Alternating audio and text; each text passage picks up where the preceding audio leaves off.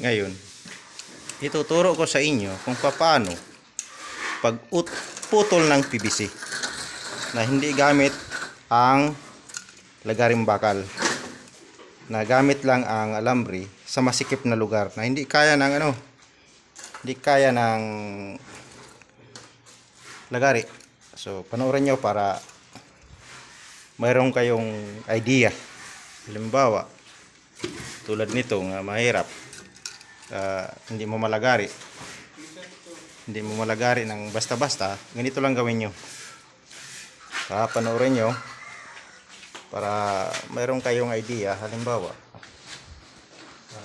pagputol. So ganito gawin nyo. Bilain nyo naman pabalik-balik hanggang sa ito ay uminit at mapuputol ang PVC. So pupusan nyo kung paano.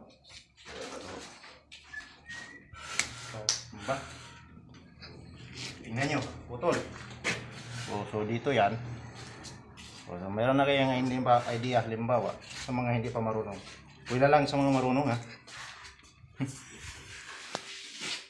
Okay. Reels.